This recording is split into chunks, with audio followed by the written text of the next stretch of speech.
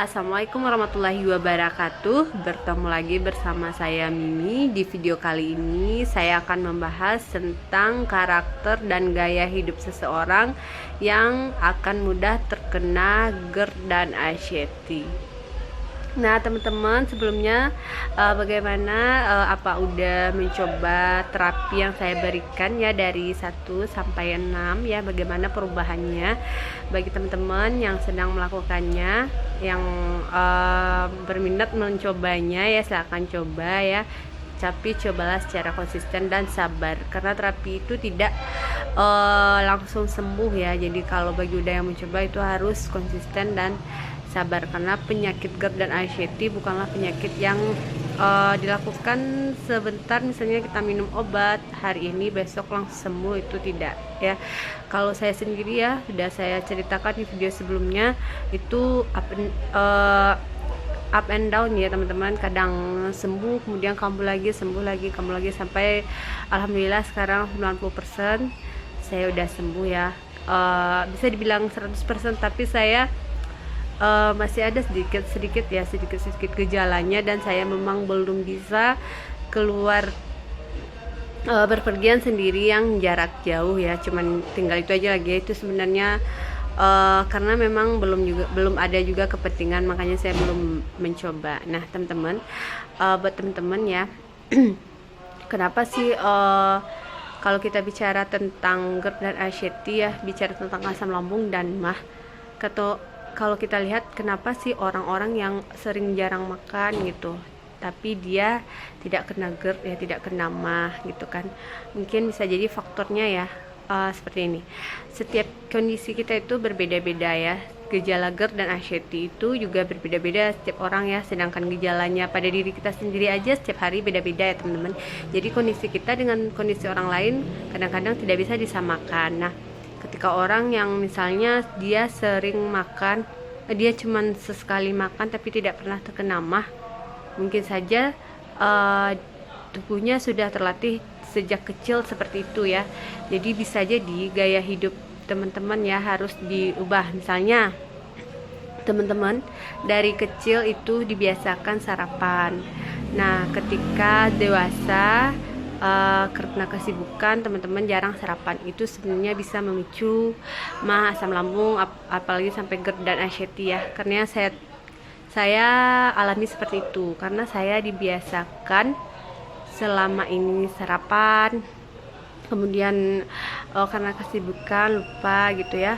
Biasa makan siang tepat waktu, karena kesibukan jadinya makan siangnya tidak teratur, dan mungkin dirapel ya, makan siang jadi makan malam, bisa seperti itu ya. Itu sebenarnya bisa menimbulkan GERD dan anxiety ya, karena itu mulainya mungkin MAH ya. Jadi karena tidak bisa menanggulanginya, tidak tahu cara yang tepat menanggulanginya ya, makanya bisa jadi GERD dan anxiety.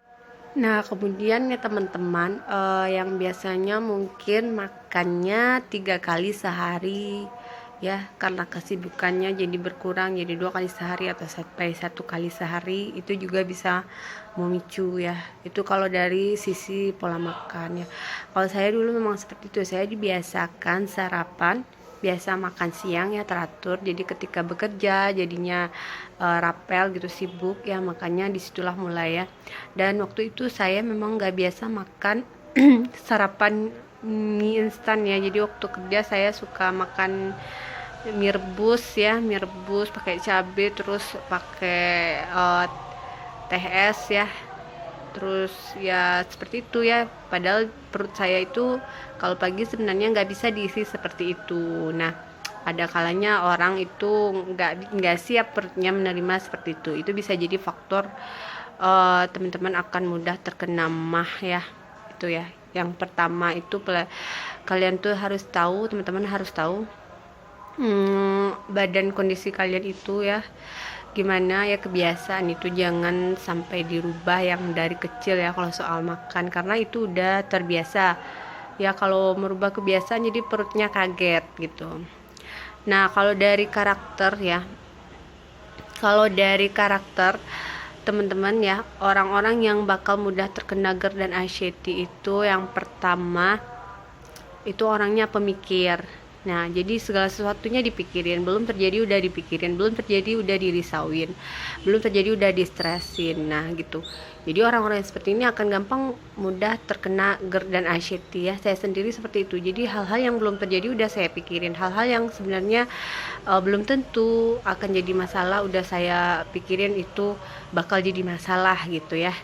Jadi itu sebenarnya bikin kita stres ya, karena stres itu membuat lambung juga akan memburuk. Kemudian orangnya terlalu perfeksionis ya, terlalu mengharapkan sesuai dengan apa yang diinginkan ya, padahal segala sesuatunya itu sudah diatur ya, tidak selalu segala sesuatu itu sesuai dengan keinginan kita. Kemudian orangnya yang nggak fokus ya, nggak konsisten, yang suka ragu-ragu ya. Nah, jadi misalnya kalau saya itu kadang-kadang misalnya nutup pintu ya atau kunci rumah, padahal udah saya kunci, tapi pikiran saya belum saya kunci gitu, matiin kompor gitu, terus matiin setrika, berkali-kali diulang ya. Jadi kurang fokus ya. Jadi orang-orang yang seperti itu sebenarnya kalau menurut yang saya baca, saya alami, saya lihat ya, itu akan mudah terkena GERD dan anxiety.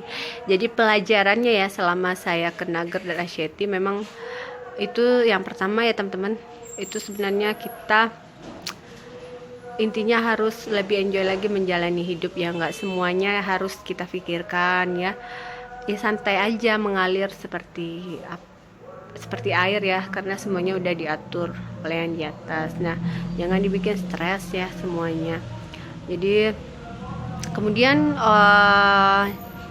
buat teman-teman ya, orang yang suka begadang ya, kalau dia nggak biasa begadang ya, biasanya dia tidur tepat waktu, kemudian mulai dengan tidur tidak teratur, itu juga akan memicu orang mudah terkena GERD dan anxiety. Nah, teman-teman, dari penjelasan saya tadi ya, semoga bisa diambil manfaatnya ya. Mulailah